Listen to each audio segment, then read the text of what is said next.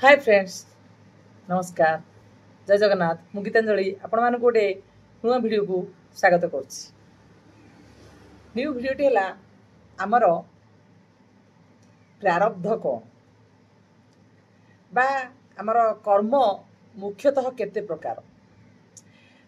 कर्म होची मुख्यतः तीन प्रकार।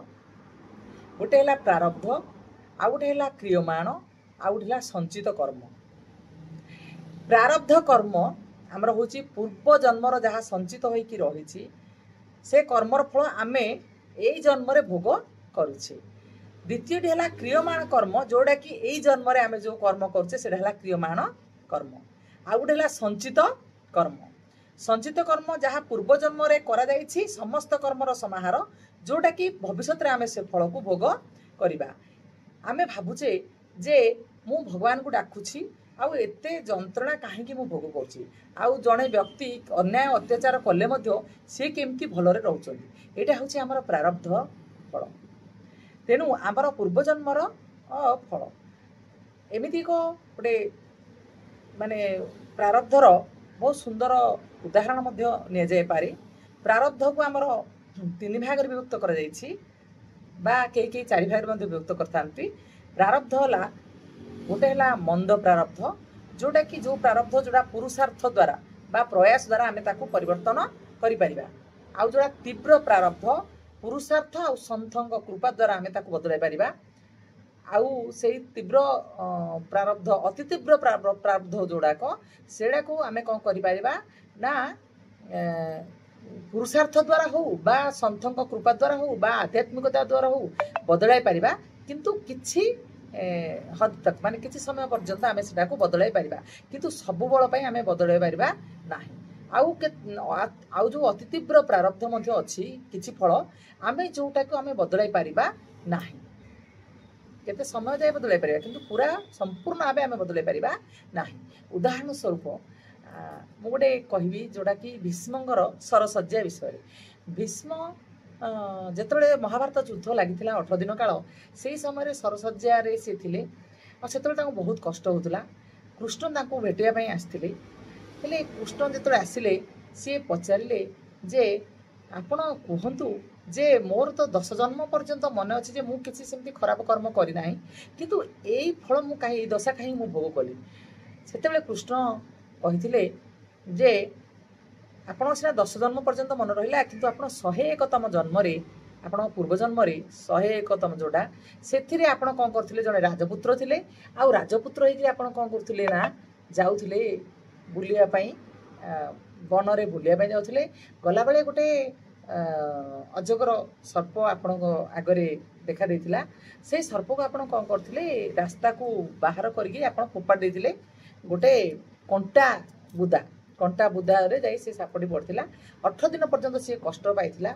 आउ ता देह खंड विखंडित तो होइगिरि से जो कष्ट पाइथिला सेथिरे सी अभिशाप देइथिला जे मु जो एई कष्ट पाइली एई कष्ट निश्चित भावे मु अभिशाप से देइथिला जे जे मते एते कष्ट देले सी सेमिति 18 दिन काल सेमिति भोग करंतु। सेई अभिशाप रे आपण आज दशा भोगुचंती।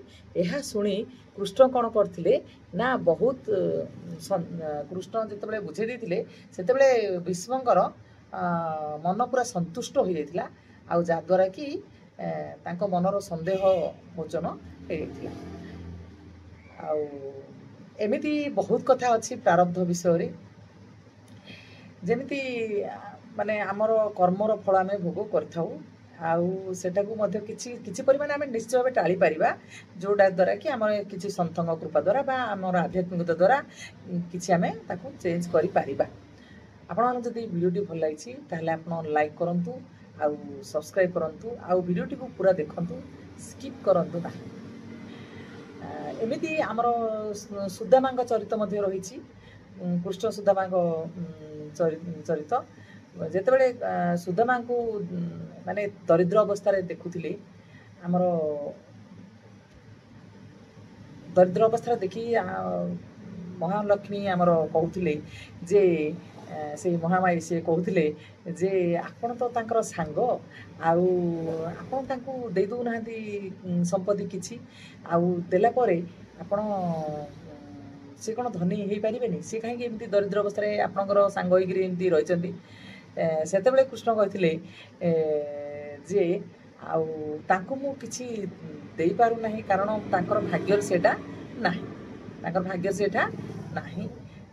ସେ କହିଲେ ଯେ ନାଇଁ ହଉ ଦେଖିବା, ମୁଁ ସେ ଗୋଟେ ଦ୍ୱାରକୁ ଭିକ ମାଗିବାକୁ ଯାଇଥିଲେ, କିଏ? ସୁଦାମା। ଗଲା ପରେ ଗୋଟେ ସ୍ତ୍ରୀ ଲୋକ କ'ଣ ଥିଲା, ତାଙ୍କୁ ବାହୁଡ଼ି ଦେଇଥିଲା, ସେ କବାଟ ଖୋଲି ଦେଇକି ପଡ଼ିଥିଲା। କିନ୍ତୁ ସେ କହିଲେ ଯେ ନାଇଁ ମୁଁ ତାଙ୍କ ମନଟାକୁ ଚେଞ୍ଜ କରିବି।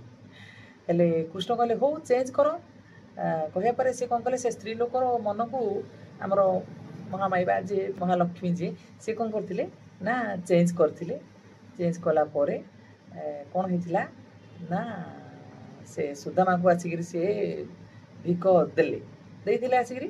ଦେଲା ପରେ ସେ କିଛି ବାଟ ଯାଇଛନ୍ତି, ସେଇ ପଡ଼ିଗଲା, ସେଇ ଚାଉଳ ଟିକ ପଡ଼ିଯାଇଥିଲା, ଆଉ ସେ କୁକୁର ତାକୁ ଖାଇଥିଲା। ଏହା ଦେଖିକିରି ଆମର ଯିଏକି ବିଶ୍ୱବ୍ରହ୍ମାଣ୍ଡ ଗୋସାଇଁ ବା ଜଗନ୍ନାଥ ବା କୃଷ୍ଣ, ସେଇ ଗୋଟେ ତ ଆମର। ହେଲେ ସିଏ କହିଥିଲେ ଯେ ଆଉ ତମେ ଦେଖିଲ ନା ସେ କ'ଣ ହେଲା, ତା ଭାଗ୍ୟରେ ନାହିଁ। ଏଇଟା ହିଁ ହେଉଛି ପ୍ରାରବ୍ଧ। ଆପଣମାନେ ଯଦି ଭିଡ଼ିଓଟି ଭଲ ଲାଗିଛି ତାହେଲେ ଲାଇକ୍ ଆଉ ସବସ୍କ୍ରାଇବ୍ କରନ୍ତୁ ଏବଂ ବହୁ ସଂଖ୍ୟାରେ ସେୟାର କରନ୍ତୁ। ଆଜି ପାଇଁ